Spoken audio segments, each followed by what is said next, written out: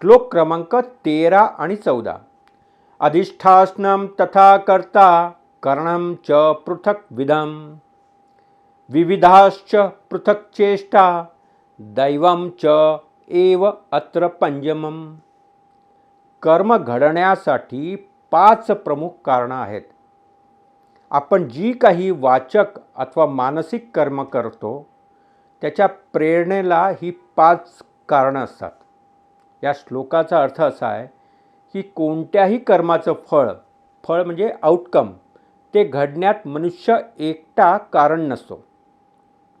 अनेक वेळा आपण असं मानतो की मीच हे काम केलं आहे, माझ्यामुळेच हे काम झालं आहे, परंतु प्रत्यक्षात आपल्या एकट्यामुळे कोणतंही कर्म घडत नाही.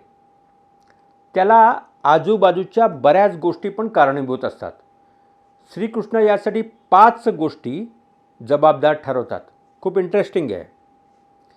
पहिलं आहे जे स्थान जिथे कर्म घडतं. बघा 5 गोष्टी कोणत्या श्रीकृष्णांनी सांगितल्या आहेत. पहिलं आहे जे स्थान जिथे कर्म घडतं. दुसरं स्वतः कर्म करणारा कर्ता, जो स्वतः कर्म करत असतो तो कर्ता.